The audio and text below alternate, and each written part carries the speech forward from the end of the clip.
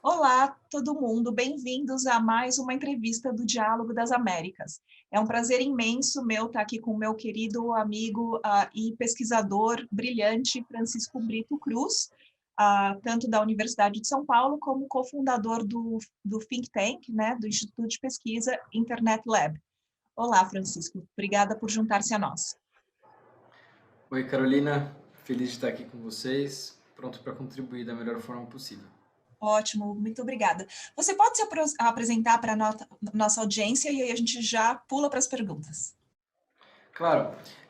Bom, então, me apresentando um pouco o meu trabalho, eu sou diretor e fundei o Internet Lab, né, que é um centro de pesquisa na área de Direito e Tecnologia. O Internet Lab atua em diversas frentes diferentes. Eu, como diretor, busco saber e estar próximo, principalmente algumas delas, especialmente na área de informação e política, que envolve as questões, por exemplo, de desinformação, etc. Na área de liberdade de expressão também, e também nas questões de privacidade e vigilância, né? Então, o meu trabalho no Internet Lab, ele fica um pouco nessas três áreas. Mas eu acho que é importante dizer que eu também sou advogado, já advoguei, hoje em dia não advogo mais, mas participo, por exemplo, da Comissão de Direito Eleitoral da Ordem dos Advogados do Brasil e, além disso, tenho mestrado e doutorado pela Faculdade de Direito da USP.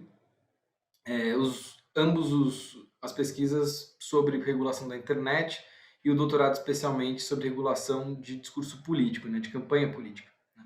Então, é meio por aí que é o meu interesse de pesquisa individual, né, para além do Internet Lab. É isso.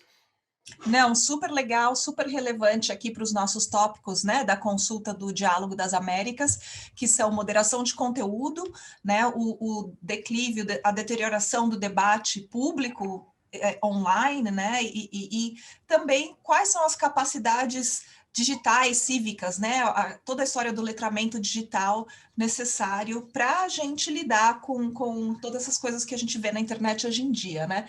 Então, pensando um pouco exatamente nesses seus interesses, e eu quero muito ouvir o que você tem achado nessa questão, inclusive das eleições, né? Qual é a relação que você vê entre o direito de liberdade de expressão e essa deterioração que a gente vê do debate público hoje em dia, né? Seja por questões de desinformação ou extremização, não sei se, né, a questão das filter bubbles e coisas assim.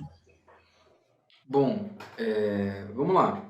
Eu acho que a primeira coisa a se colocar no debate é um pouco aonde estão as raízes, vamos dizer assim, dessa deterioração, né? Eu sou daqueles que não acham que as raízes dessa deterioração estão unicamente ou preponderantemente na tecnologia ou na internet. A gente, na hora que olha para a internet do jeito que ela funciona, ela não só influencia comportamentos, mas ela foi criada a partir de, enfim, disputas e construções políticas e sociais. Isso quer dizer que a internet é fruto das disputas e dos conflitos, e sendo fruto das disputas e dos conflitos, o que acontece nela também, se a sociedade está conflituosa, se a democracia está deteriorada, é lógico que isso vai, vamos dizer, se refletir ou vai ter afinidades com fenômenos digitais. A partir do momento também que uma boa parte das populações, especialmente no Brasil, que é onde eu olho mais, é, estão se comunicando digitalmente de forma preponderante. Né? Então, eu acho que isso é a primeira coisa importante de se colocar.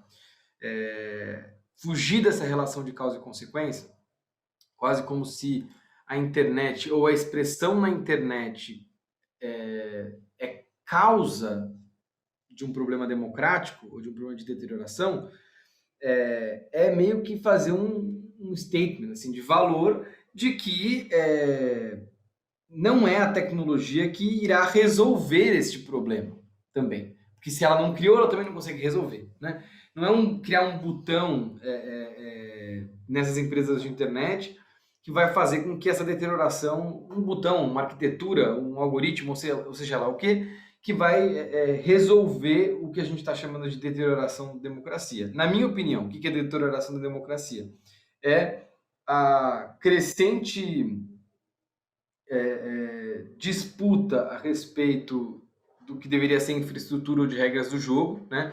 A gente tem regras do jogo enfraquecidas, cada vez mais com déficit de legitimidade, sendo questionadas e requestionadas. Há um problema de crise constitucional vinda de polarização e etc. Então, isso também faz parte, né, de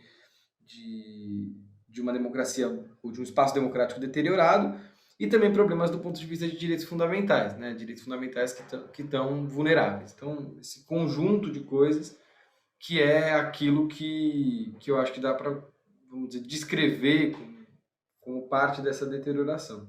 Aí, Carolina, entra a história da liberdade de expressão, né? Aonde que isso se conecta com a liberdade de expressão? Ou seja, onde que esse conjunto de fenômenos que está acontecendo com as instituições democráticas tem a ver com o jeito que as pessoas estão se expressando ou não se expressando na internet. Eu acho que assim, tentando explorar isso, mas sem resolver, o ponto é que a falta de amarras ou de protocolos ou de centralizações da comunicação na internet fez com que uma insatisfação democrática ou que conflitos com a ordem democrática que eventualmente eram represados pelo jornalismo profissional se espraiassem, porque eles não deixam, eles existiam antes, talvez eles foram inflados numa realidade social e econômica cada vez mais conflituosa, e no momento que você não tem, vamos dizer, um editor para controlar o que é publicado, o que é conversado, eles se espraiam, né? Aí é Vira possível uma dizer, não, válvula mas de escape da frustração, né? é claro, e assim, as pessoas elas estão postando o que elas sentem, o que elas, vamos dizer, a propaganda antidemocracia, que é a forma de expressão que, na minha opinião, se conecta com a ideia de decaimento da democracia, né? Tipo, por que a gente está falando sobre a democracia decair? A gente está falando disso porque existe gente insatisfeita com esse regime, com essas instituições, e essas pessoas estão, inclusive, fazendo propaganda contra esse regime e contra essas instituições, né? Que a gente chama de democráticas, né? Seja os direitos estabelecidos pela Constituição, seja as instituições estabelecidas pelas Constituições, e por aí vai, né? As Mas você pessoas acha têm... que a tecnologia, desculpa, exacerbou ou acelerou conflitos ou permitiu que as pessoas se expressassem de uma forma online, que muitas vezes elas podem até fazer anônimas, que elas não fariam em pessoa a pessoa, né?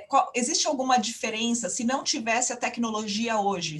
Você acha que a gente estaria no mesmo momento histórico de deterioração da democracia? Acho que não, porque a tecnologia é um elemento próprio dessa sociedade. É quase como assim, daria para fazer um bolo sem fermento? Não, mas o fermento não é a única parte do bolo, certo? Sem as outras coisas o bolo não o bolo não cresce. Sem as outras coisas o fermento não vira nada, né?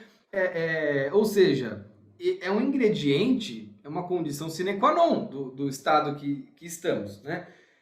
Mas eu não diria que ela é a única, e não diria que ela é o motor principal, e não diria que ela é o start das coisas, né? Ela é ali, é um outro ingrediente, né? E aí que está um ponto importante, né? Pensando na sociedade brasileira, por exemplo, a ordem democrática estabelecida depois da ditadura, ela foi estabelecida também a partir de uma dieta de mídia tecnológica fortemente lastreada na radiodifusão, fortemente lastreada na televisão. Isso acompanhou o desenvolvimento dessa ordem democrática. Quando ela deu mais certo, ou seja, quando a desigualdade social, quando os direitos fundamentais foram mais bem protegidos, que eu acho que foi ali por volta dos anos 2010, a gente teve aquele boom de consumo, o Brasil cresceu, etc. O que aconteceu? Foi exatamente a hora que as pessoas conseguiram dinheiro para comprar um celular e entrar na internet. Só que isso coloca em xeque o que estava, vamos dizer, esse sistema de comunicação que estava lastreando essa democracia antes, que estava acoplado nessa democracia antes, né? Isso fez com que justamente aqueles que não estavam satisfeitos com a democracia no Brasil do jeito que ela funcionava e queriam comunicar isso, conseguissem, vamos dizer, dar o bypass no controle que a televisão estava colocando, né? E aí que está, acho que a relação da internet com, sei lá, a crise da democracia brasileira, né? Ela é vetor dessa insatisfação. O ponto, Carol, que eu acho importante é que, mesmo nesses 30 anos, tem algumas tarefas que não foram realizadas do ponto de vista regulatório, e a gente está pagando o preço agora, na hora que a gente vai fazer esse debate, especialmente na área de liberdade de expressão. Por isso que eu acho que tem a ver uma coisa com a outra. Primeiro, a gente não desenvolveu, depois que o Brasil se redemocratizou, um direito da liberdade de expressão, ou seja, um conjunto de doutrina e parâmetros para entender se alguma coisa está dentro da liberdade de expressão ou está fora no Brasil. Esses parâmetros são muito ruins, são muito mal feitos. A gente não sabe o que é discurso de ódio, por exemplo. A gente não sabe o que é se uma expressão crítica em relação a um político é mais livre do que uma expressão crítica em relação a um cidadão comum. A gente não tem esses parâmetros colocados, né? Então, isso é muito grave, porque na hora que o controle da expressão não está centralizado num conjunto de editores e tal, mas está espalhadão nessas plataformas que não fazem um filtro prévio de conteúdo, vai ter expressão uma muito diferente da outra e numa quantidade muito maior. Então, assim, se a gente já não conseguia nem entender direito o que podia ou não podia antes, imagina agora, né? E a segunda coisa, só para não perder, que a gente não fez nesse processo foi criar um conjunto de instituições que pudesse regular a comunicação social de uma maneira democrática, né? O que a gente fez foi destruir ou tentar destruir os modelos de regulação da liberdade de expressão da ditadura, por exemplo, na ADPF que julgou não recepcionada, né, a lei de imprensa. Mas a gente não construiu, por exemplo, alguma coisa que a gente pudesse aproveitar agora, por exemplo, para regular a moderação de conteúdo. Porque toda a conversa sobre controle social, entre aspas, ou democrático da mídia, foi repelida sob a alegação de que seria censura. Então a gente não tem instituições e não tem direito para falar sobre esse assunto, o que, no caso brasileiro, só aprofunda a crise. Porque se você não consegue, não tem instrumento para lidar com essa expressão que está na borda, né? Nessa área cinzenta, enfim. Não, exato, né? E eu acho que entrando nesse debate parece que é um catch-22, né? Como eles dizem em inglês, né? Você não consegue solucionar o problema e você não tem direito de solucionar o problema, parece. Mas exatamente nesse ponto da regulação, a gente pensa no papel do Estado sobre tudo isso, né? Então, qual você acha que são os principais efeitos aí dessa deterioração do debate público na relação entre Estados e usuários, né? O pessoal que está online, que usa a tecnologia aí como essa válvula de escape, como a gente está falando. Então vamos lá. Essa deterioração, ou seja, essa incapacidade de lidar com o discurso antidemocrático realizado na internet, seja porque ele é numeroso e tem adesão na sociedade, seja porque você não tem parâmetros para lidar com ele, faz com que a gente entre em curto-circuito em alguns momentos. Por exemplo, os inquéritos que o Supremo Tribunal Federal fez no Brasil em relação a atos antidemocráticos e a fake news, né? Qual que é a ideia ali? O judiciário tentar enquadrar vamos dizer, essa parte mais virulenta, né, de quem está fazendo propaganda antidemocrática, de quem está atacando as instituições, ou seja, dar uma resposta para isso.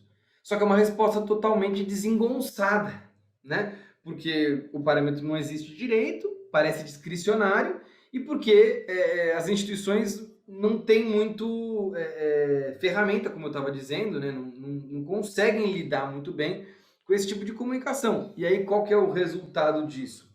É uma iniciativa que aparece de forma muito autoritária para as pessoas, né? Então, parece o Supremo apenas defendendo o próprio interesse e não defendendo a democracia, o que é grave, né? O Estado parecer que está agindo só em próprio interesse, não, na verdade, no interesse de todo mundo. E, ao mesmo tempo, isso vem acompanhado de iniciativas muito voluntaristas por parte do Congresso que não reconhecem os problemas de base, ou seja, projetos de lei para regular a moderação de conteúdo, projetos de lei para expandir a Regular moderação de fake conteúdo. news, né? Tipo, Ou seja, projetos de lei que querem aumentar o controle do discurso na internet, porque tem muita fake news, ou projetos de lei que querem restringir o conteúdo a moderação de conteúdo na internet, porque ela é contra a liberdade de expressão.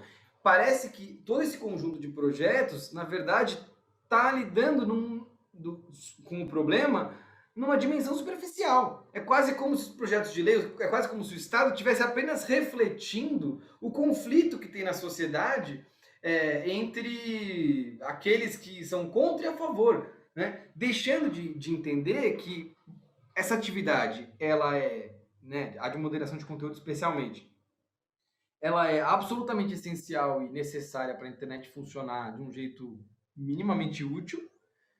Ela é de alto interesse público por várias questões, né? Não é só por uma questão da democracia em si, mas por proteção de diversos direitos. E ela precisa ser feita de uma maneira minimamente sofisticada, porque ela também pode acabar com a inovação, pode acabar com um monte de coisas importantes que a gente tem. Então, eu acho que o Estado está muito pressionado para fazer alguma coisa a respeito daqueles, enfim, dessa parte mais crítica e virulenta da propaganda antidemocrática, né? Então ele está muito pressionado para dizer alguma coisa a respeito disso. Isso transparece um certo autoritarismo, e do outro lado, ele também está muito pressionado para fazer alguma coisa do ponto de vista legislativo, e a única coisa que ele consegue responder a isso são iniciativas muito superficiais, né? exato. Eu acho que isso tem a ver, Carol, também, só para terminar, com o fato de que desde o Marco Civil, e talvez um pouco da Lei Geral de Proteção de Dados, né, a gente não ter conseguido estruturar um processo de discussão sobre regulação desses assuntos no Brasil. Então, o Marco Civil, a gente pelo menos tinha um processo, a gente sabia como é que ele ia começar, como é que ele ia funcionar no meio do caminho e como é que ele ia terminar. Claro, tem um monte de imprevistos nesse processo, mas, enfim, isso meio que estabiliza a expectativa dos Uma atores que vão ter que previsibilidade, uma protagonizar. transparência do processo de pensar aqueles termos, né? Que não tem Isso, agora. então a impressão que passa é que todas essas soluções que a gente tem, elas são, numa metáfora, elas são tentativas de trocar a roda do carro enquanto o carro anda. Ou seja, resolver o problema da democracia enquanto a crise da democracia está acontecendo. E soa muito superficial, né? Porque aí a gente não vai enfrentar os verdadeiros problemas. Um único exemplo para isso: a gente quer fazer um pega das fake news que vai ter um monte de coisa que precisa de uma autoridade para, por exemplo, fiscalizar, só que a gente não tem essa autoridade e nem sabe como é que ela vai ser. Então vai lá e vai fazer uma carta de princípios que não vai servir para muita coisa, né? Enfim, é meio por aí. Trocar a roda do carro enquanto o carro está andando. Né? Me parece que é isso que é a ação do Estado. Assim. Mas eu me pergunto se esse não é sempre o caso quando a tecnologia está envolvida, né? Porque ela evolve de uma forma tão rápida, né? Que tem vezes que é até difícil prever, né? O que acontece, o que pode acontecer, né? Mas isso também é papo para uma discussão inteira aí. E qual é o papel do setor privado em tudo isso, né? Ele é o setor que deve ser regulado, ele é o setor que deve regular, ele está fazendo o papel dele bem ou só está colocando mais problema nesse caldeirão? Bom, talvez antes de falar do setor privado, vale a pena falar uma coisa que tem preocupado o setor privado na minha leitura, que é o setor privado está nitidamente preocupado com a sua capacidade de moderar conteúdo. Por quê? Porque, e aí no Brasil especificamente, né? Porque o judiciário brasileiro tem apresentado interpretações conflitantes sobre em que medida essa atividade de moderação de conteúdo pode ser feita. O que é muito preocupante, porque isso não está escrito em lei, né? Nenhuma lei diz que moderação de conteúdo é proibida, mas os casos que vão sendo levados ao judiciário e as respostas que o judiciário tem dado, vamos dizer, transparecem que as empresas não são tão livres assim para definir os seus sistemas de moderação de conteúdo e deveriam ser obrigadas a carregar determinados conteúdos, o que, para essas empresas, se pensado de forma discricionária, é alguma, né, se elas não conseguem prever qual conteúdo que elas são obrigadas a carregar, por exemplo, é alguma coisa que potencialmente atinge seus modelos de negócio, né? Exato, é um risco constante. Exato, elas estão nesse dilema, né? Por um lado, tem gente pedindo que elas moderem mais, porque elas estão acabando com a democracia, entre aspas. Por outro lado, tem o judiciário falando que elas não podem moderar, porque há uma interpretação nesse sentido, né, da lei. E aí, como que elas estão lidando com isso? Eu acho que com um misto de muitos poucos aliados. Então, acho que no debate de políticas públicas brasileiro, as empresas estão isoladas e tentando jogar com muito pouca margem, né, nesses debates. Acho que as alianças que elas fizeram no passado não estão mais funcionando.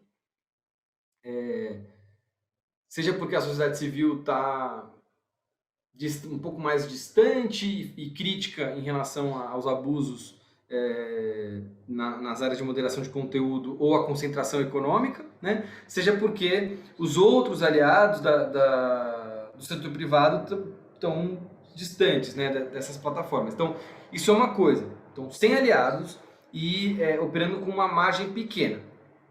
Porém, eu acho que não estão fazendo um papel importante, que era colocar na mesa alguma coisa, vamos dizer assim, algum tipo de proposta para que o debate consiga andar sem ser bloqueado. Então, qual é o cenário hoje? Acho que as empresas não estão percebendo que elas precisam, se elas acham que é importante moderação de conteúdo ser legitimada e protegida enquanto atividade, elas precisam ceder em alguma coisa. E isso precisa estar claro publicamente, né?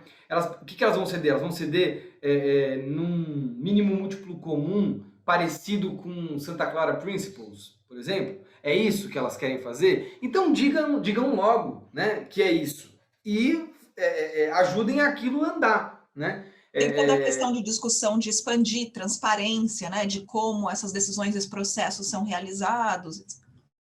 Porque me parece que há uma relutância que parte do pressuposto de que ter esse debate agora é ruim, só que isso passa ao largo de perceber que se a gente não tiver esse debate agora de um jeito minimamente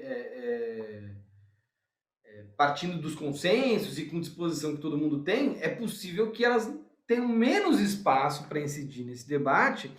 Isso é ruim, especialmente porque somente elas conseguem explicar em toda a complexidade como essa atividade de moderação de conteúdo é complicada e necessária.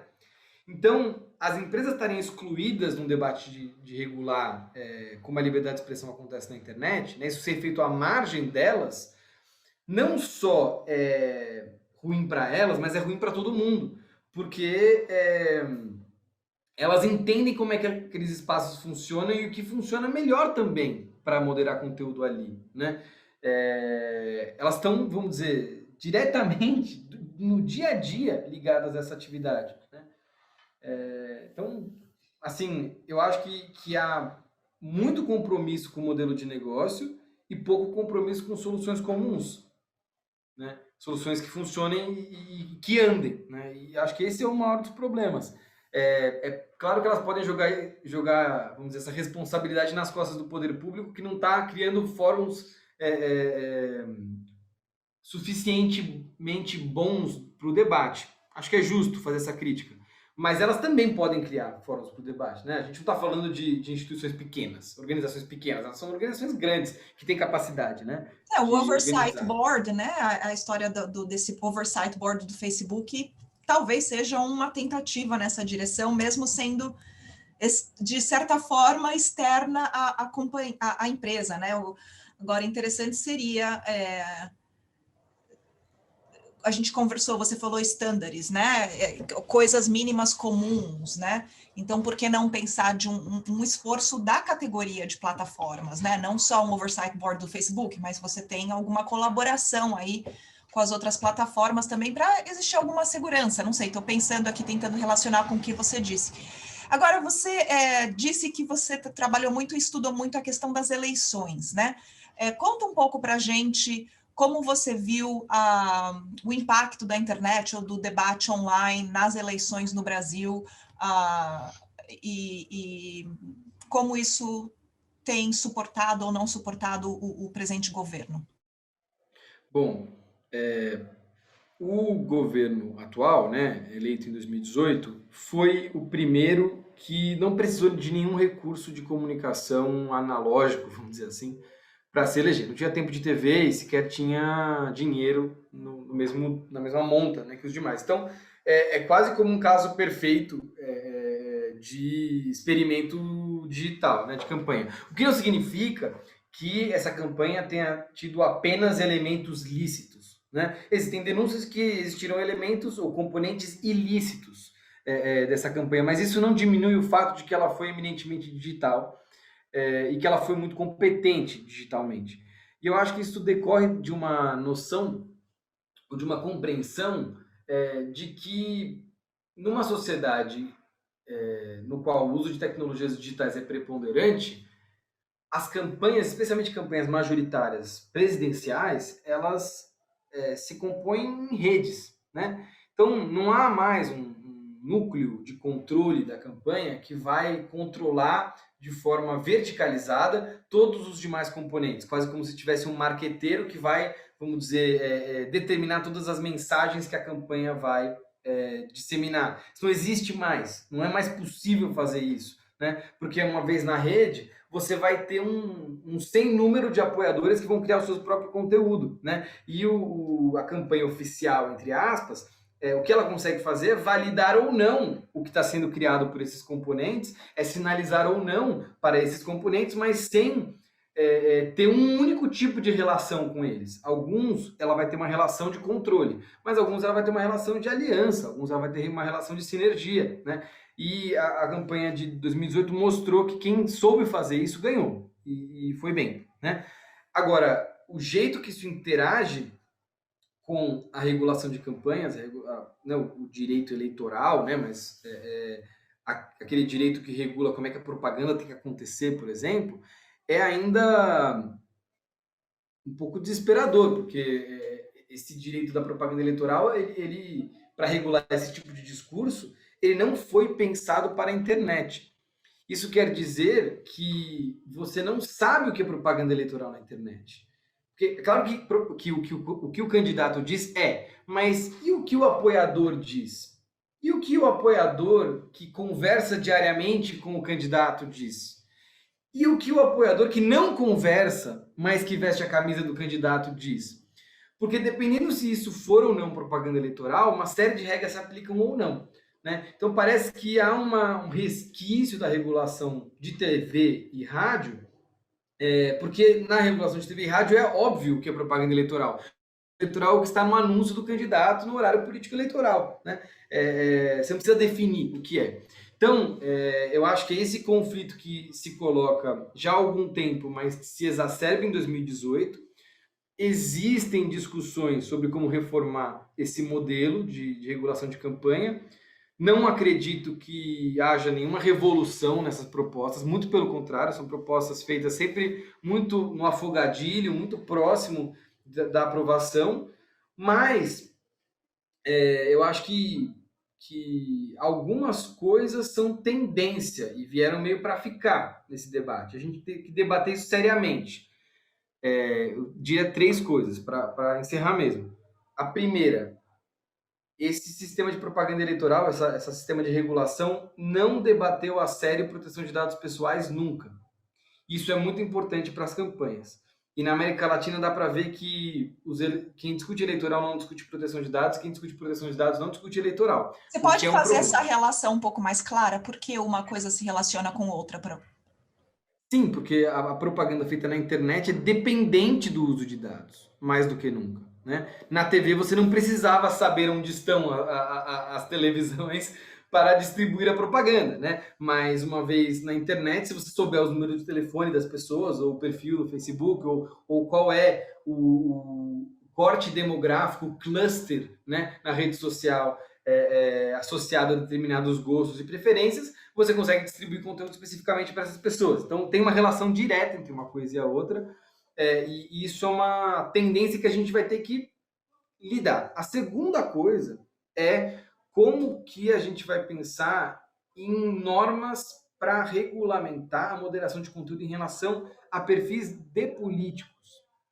E isso tem uma questão importante, que é essa ansiedade dos políticos, de ter medo que as plataformas vão tirar o perfil deles, né? Por, sei lá, por aplicação dos termos de uso, na minha opinião, é uma ansiedade justa. Porque em qualquer lugar você vai ter quanto? 40 dias, 50 dias para fazer campanha? Ou pode ser mais, 4 meses para fazer campanha em outros lugares da América Latina? Sim, mas se um perfil cai durante um mês dos 4, você fica sem a possibilidade de fazer campanha durante um mês. Isso é muito grave. É muito grave. Então, esse é um assunto que já está aparecendo no Brasil e a gente vai ter que lidar. Porque esse discurso do candidato naquele momento da eleição não é só o discurso individual dele, mas é o exercício de um direito político de uma parte da população, de um partido, né? Então, é difícil lidar com esse problema. É uma ansiedade real dos candidatos, eu acho que faz sentido. O ponto é que você não pode blindar esses perfis dizendo que, nossa, agora os candidatos podem falar o que eles quiserem, né? Antes da eleição. Não é verdade. Mas isso é um problema. E o terceiro problema, ou questão importante na área de regulação que me parece também importante, é essa definição do que é ou não propaganda eleitoral. Né? Especialmente o seguinte, durante as eleições, as regras para definir liberdade de expressão, elas têm que mudar? Acho que essa é a grande pergunta. Né? Elas têm que mudar de alguma forma? Por quê? Porque durante esse período, quem está fazendo propaganda por alguma causa, não só está fazendo propaganda por essa causa, por exemplo, na internet, mas está possivelmente conectado com uma rede de campanha política. E são momentos mais tensos, né? Porque você tem um momento que a sociedade vai decidir alguma coisa. Então, será que esses momentos precisam de uma proteção especial? Se sim, qual? Né? Seja do ponto de vista proteção para os candidatos, mas seja do ponto de vista de proteção para o debate, né? De uma forma geral. Então, eu vejo essas três questões que não estão resolvidas e que talvez sejam tarefas mais urgentes de reformar esse sistema, né? Mas partindo do pressuposto que esse sistema merece uma reforma maior do que isso, porque isso, enfim, tem questões de prestação de contas, tem outras questões assim a serem lidadas, mas do ponto de vista da liberdade de expressão e moderação de conteúdo, por exemplo, ou propaganda eleitoral, acho que são os principais. Não é nada fácil mesmo. Bem, Francisco, quero agradecer muito a sua participação aqui, muito legal, muito instigante aí. E algum pensamento final, conclusivo, e espero que a gente tenha você e o resto do pessoal do Internet Lab aí como uma parte ativa do diálogo. Mas para os seus pensamentos finais. Queria agradecer a oportunidade de conversar aqui. Eu acho que duas coisas talvez que eu fiquei pensando de falar e que não falei ainda. A primeira coisa é que eu acho que o esforço de organizar padrões ou agendas, né, nessa área é muito importante, porque eu acho que tem muitas pessoas propondo coisas diferentes, mas que podem se articular, né? Então acho que a gente está no momento de tentar entender qual é a agenda política mesmo para esse assunto que a gente vai ter que a gente vai escolher, por exemplo, na América Latina. Tipo, que tipo de regulação, se é regulação, se não é, que tipo de padrões que são interessantes e Tem tal. alguém Pra... mapeando essas iniciativas que você conhece que a gente pode Então, dar aqui no eu diálogo? vi, eu vi um esforço da Unesco nesse sentido, mas eu não li profundamente, mas eu achei interessante, porque é isso, né? Como é que a gente vai lidar com as plataformas e com a comunicação feita ali, lidando com os múltiplos problemas, né? Problema para a democracia, problema para a liberdade de expressão, são o mesmo problema ou não? Talvez sim, talvez não, enfim. Eu acho que articular uma agenda abrangente de regulação ou de, pelo menos, de princípios é importante. Você falou que tinha um segundo tema que queria Isso, isso. falar. E o segundo é pensar seriamente em como proteger a atividade de moderação de conteúdo feita pelas plataformas, mas fazendo seriamente o debate de que elas não podem escolher como fazer isso da cabeça delas, vamos dizer assim, né? Não é uma carta branca essa proteção, né? E isso eu acho que é o ponto mais difícil, porque isso envolve a seguinte pergunta, e eu vou terminar com ela. Nos países que a gente está discutindo aqui, né? América Latina, por exemplo, o que as plataformas podem ser obrigadas a carregar em termos de expressão? Quais as diferenças da resposta para essa pergunta nos diferentes países, né? Porque eu acho que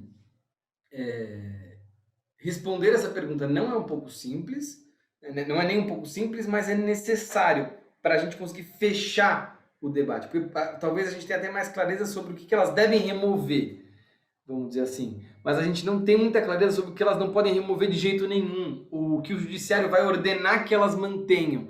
Então, a minha provocação final é essa, assim, acho que talvez essa parte seja uma parte menos discutida, mas que está diretamente ligada a problemas de crise democrática, porque é exatamente isso que aqueles que estão criticando o regime democrático, por exemplo, têm como agenda mais importante, né? Que é uma agenda de proibição da moderação de conteúdo, né? Então, esse é o bode na sala, eu diria. E a gente vai precisar resolver ou conversar sobre ele.